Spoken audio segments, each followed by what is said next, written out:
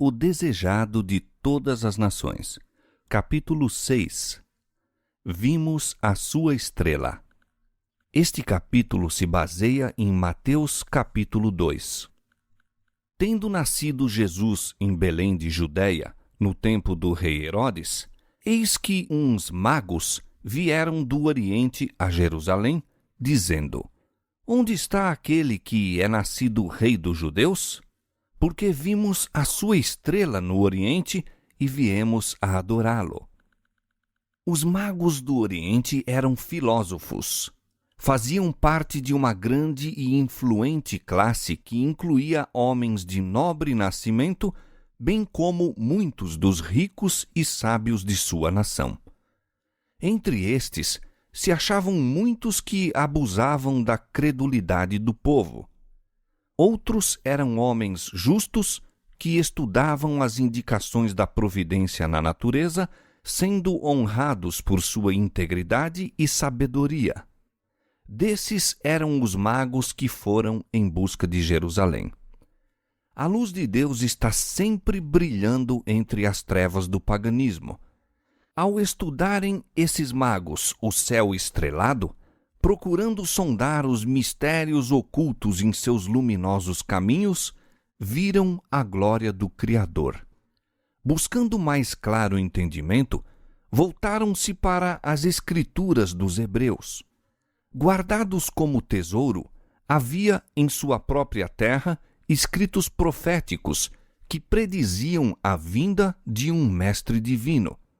Balaão pertencia aos magos, conquanto fosse em tempos profeta de Deus.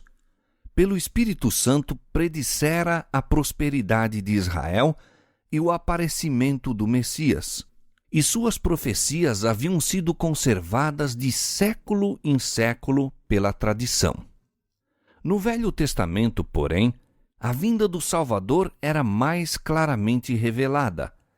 Os magos souberam, com alegria, que seu advento estava próximo e que todo o mundo se encheria do conhecimento da glória do Senhor.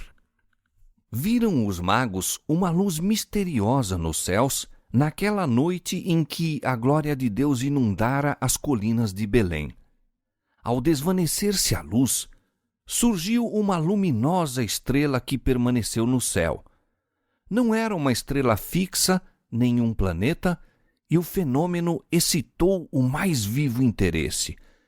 Aquela estrela era um longínquo grupo de anjos resplandecentes, mas isso os sábios ignoravam. Tiveram, todavia, a impressão de que aquela estrela tinha para eles significado especial. Consultaram sacerdotes e filósofos e examinaram os rolos dos antigos registros. A profecia de Balaão declara: uma estrela procederá de Jacó e um cetro subirá de Israel. Números 24:17. Teria, acaso, sido enviada essa singular estrela como precursora do prometido? Os magos acolheram com agrado a luz da verdade enviada pelo céu. Agora era sobre eles derramada em mais luminosos raios. Foram instruídos em sonhos a ir em busca do recém-nascido príncipe. Como Abraão, pela fé, saíra em obediência ao chamado de Deus, sem saber para onde ia, Hebreus 11:8. Como pela fé Israel seguira a coluna de fumo até a terra prometida, assim esses gentios saíram à procura do prometido Salvador. Esse país oriental abundava em coisas preciosas e os magos não se puseram a caminho de mãos vazias. Era costume a príncipes ou outras personagens de categoria oferecer presentes como ato de homenagem, e os mais ricos dons proporcionados por aquela região foram levados em oferta àquele em quem haviam de ser benditas todas as famílias da terra. Era necessário jornadear de noite, a fim de não perderem de vista a estrela. Mas os viajantes entretinham as horas proferindo ditos tradicionais e profecias a respeito daquele a quem buscavam. Em toda a parada que faziam para repouso, examinavam as profecias, e neles se aprofundava a convicção de que eram divinamente guiados. Enquanto, como sinal exterior, tinham diante de si a estrela, sentiam interiormente o testemunho do Espírito Santo que lhes impressionava o coração, inspirando-lhes também esperança.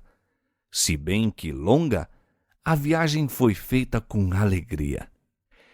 Chegam à terra de Israel e descem o Monte das Oliveiras, tendo à vista Jerusalém, quando eis que a estrela que lhe servira de guia por todo o fatigante caminho detém-se por sobre o templo, desvanecendo-se depois de algum tempo aos seus olhos. Ansiosos, dirigem os passos para diante, esperando confiantemente que o nascimento do Messias fosse o jubiloso assunto de todas as bocas. São, porém, vãs suas pesquisas. Entretanto, na santa cidade, dirigem-se ao templo. Para seu espanto, não encontram ninguém que parecesse saber do recém-nascido rei.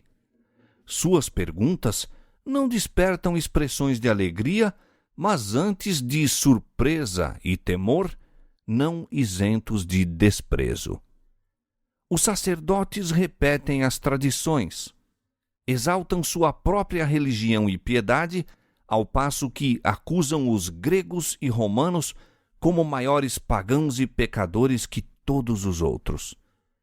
Os magos não são idólatras e aos olhos de Deus ocupam um lugar muito acima desses seus professos adoradores.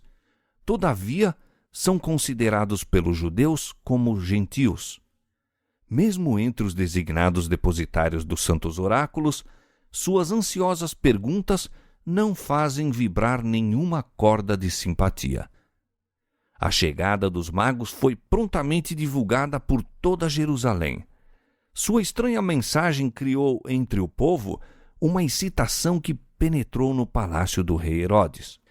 O astuto edomita foi despertado ante a notícia de um possível rival. Inúmeros assassínios lhe haviam manchado o caminho ao trono. Sendo de sangue estrangeiro, era odiado pelo povo sobre quem governava. Sua única segurança era o favor de Roma.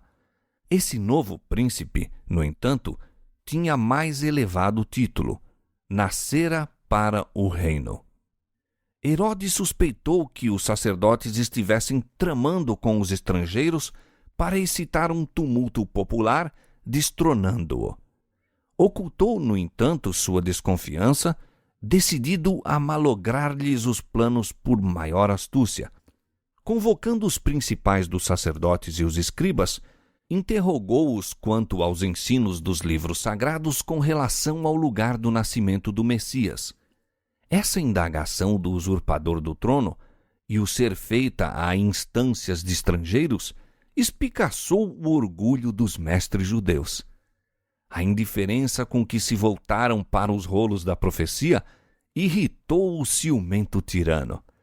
Julgou que estavam buscando ocultar seu conhecimento do assunto. Com uma autoridade que não ousaram desatender, ordenou-lhes que fizessem atenta investigação e declarassem o lugar do nascimento do esperado rei. E eles lhe disseram: em Belém de Judéia, porque assim está escrito pelo profeta: e tu, Belém, terra de Judá, de modo nenhum és a menor entre as capitais de Judá, porque de ti sairá o guia que há de apacentar meu povo de Israel. Mateus 2:6. Herodes convidou então os magos a uma entrevista particular. Rugia-lhe no coração uma tempestade de ira e temor, mas manteve um exterior sereno e recebeu cortesmente os estrangeiros. Indagou em que tempo aparecera a estrela e professou saudar com alegria a notícia do nascimento de Cristo. Pediu a seus hóspedes: perguntai diligentemente pelo menino e quando o achardes, participai-mo, para que também eu vá e o adore. Assim falando, despediu-os para que seguissem seu caminho a Belém.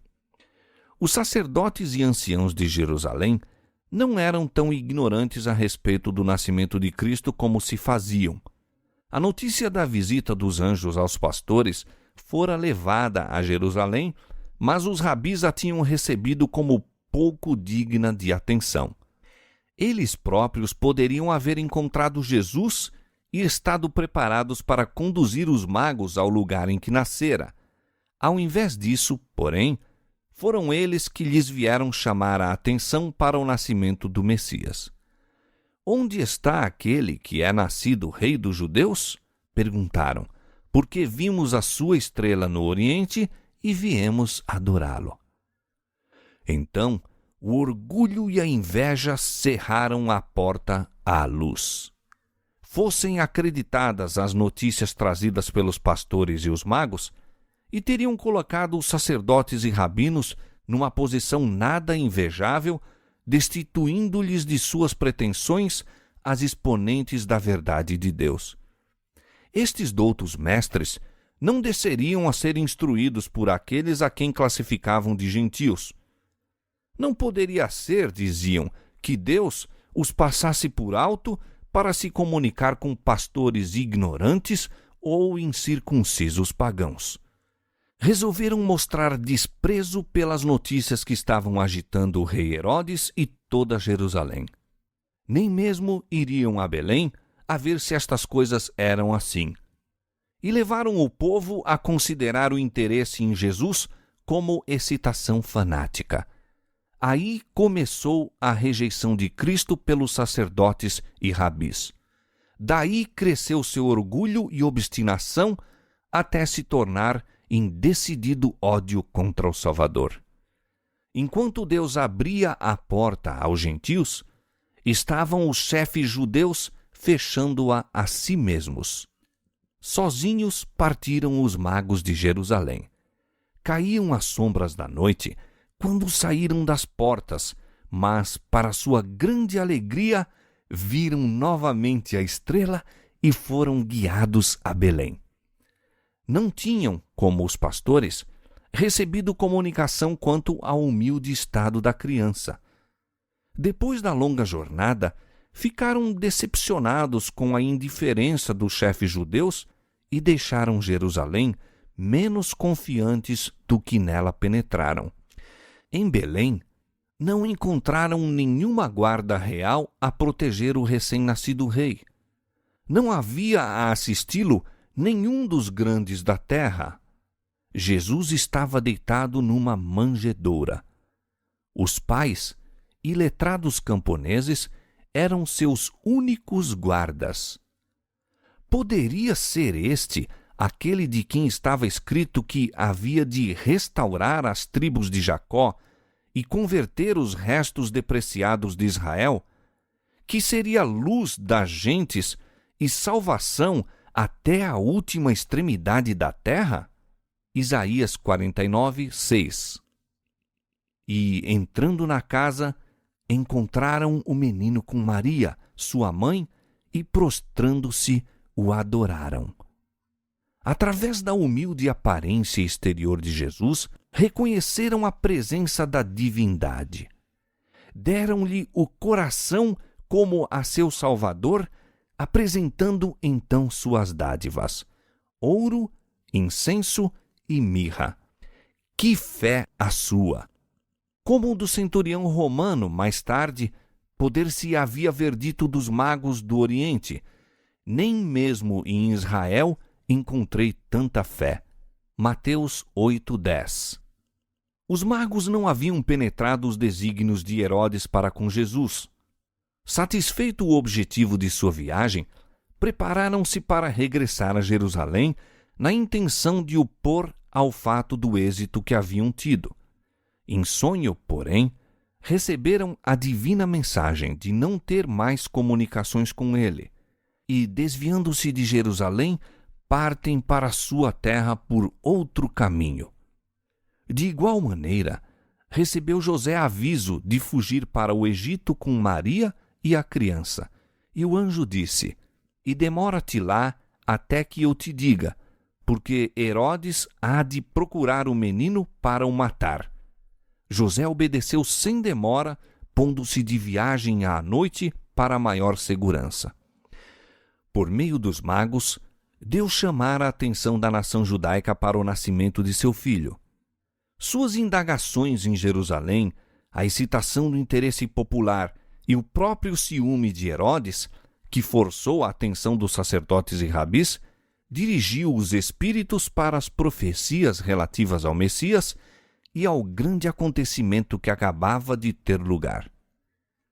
Satanás empenhava-se em dissipar do mundo a luz divina e pôs em jogo sua máxima astúcia para destruir o Salvador.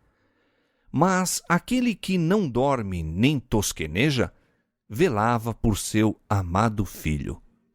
Aquele que fizera chover maná do céu para Israel e alimentara Elias em tempo de fome, providenciou em terra pagã um refúgio para Maria e o menino Jesus. E mediante as dádivas dos magos de um país gentílico, supriu o Senhor os meios para a viagem ao Egito e a estadia em terra estranha. Os magos estiveram entre os primeiros a saudar o Redentor. Foi a sua a primeira dádiva a lhe ser posta aos pés.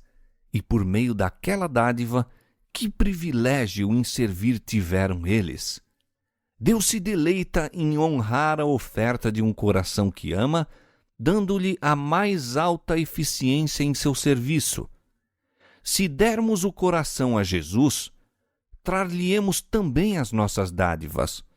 Nosso ouro e prata, nossas mais preciosas posses terrestres, nossos mais elevados dotes mentais e espirituais, ser-lhe-ão inteiramente consagrados a Ele que nos amou e se entregou a si mesmo por nós. Em Jerusalém, Herodes aguardava impaciente a volta dos magos. Como passasse o tempo e não aparecessem, despertaram-se nele suspeitas. A má vontade dos rabis em indicar o lugar do nascimento do Messias parecia mostrar que lhe haviam penetrado o desígnio e que os magos se tinham propositadamente esquivado. Esse pensamento o enraiveceu. Falhara na astúcia, mas restava-lhe o recurso da força. Faria desse rei criança um exemplo. Aqueles insolentes judeus haviam de ver o que podiam esperar de suas tentativas de colocar um monarca no trono. Imediatamente foram enviados soldados a Belém com ordem de matar todas as crianças de 2 anos e para baixo. Os sossegados lares da cidade de Davi presenciaram aquelas cenas de horror que 600 anos antes haviam sido reveladas ao profeta.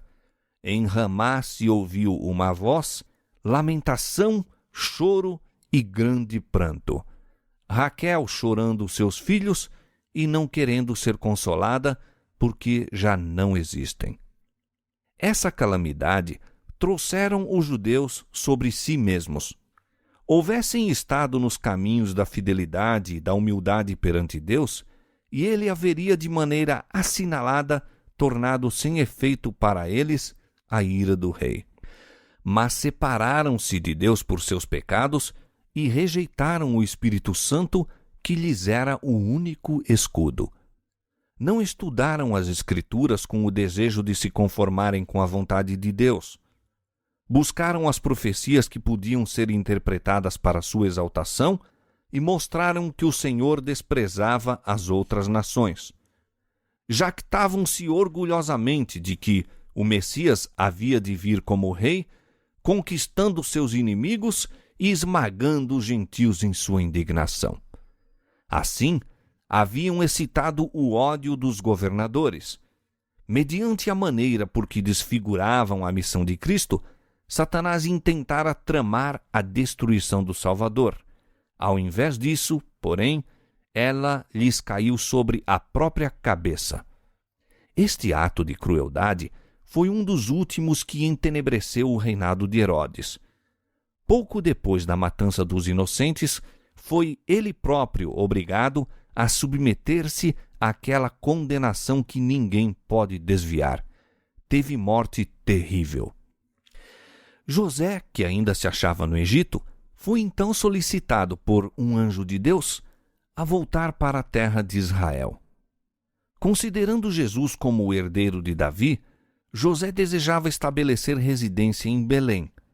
Ouvindo, porém, que Arquelau reinava na Judéia em lugar de seu pai, receou que o desígnio do pai contra Cristo pudesse ser executado pelo filho.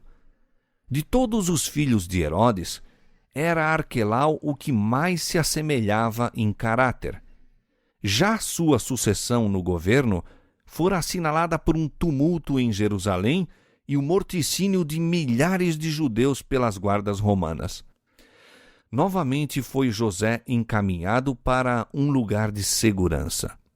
Voltou para Nazaré, sua residência anterior, e ali por cerca de 30 anos viveu Jesus, cumprindo-se deste modo o que tinha sido predito pelos profetas: será chamado Nazareno. A Galileia estava sob o domínio de um filho de Herodes, mas tinha uma mistura muito maior de habitantes estrangeiros do que a Judéia. Havia, assim, muito menos interesse nas questões que diziam respeito especialmente aos judeus, e os justos direitos de Jesus corriam menos riscos de excitar os ciúmes dos que estavam no poder. Tal foi a recepção feita ao Salvador ao vir à terra. Parecia não haver nenhum lugar de repouso ou segurança para o infante redentor. Deus não podia confiar seu amado filho aos homens, nem mesmo enquanto levava avante sua obra em benefício da salvação deles. Comissionou anjos para assisti-lo e protegê-lo até que cumprisse sua missão na terra e morresse às mãos daqueles a quem viera salvar.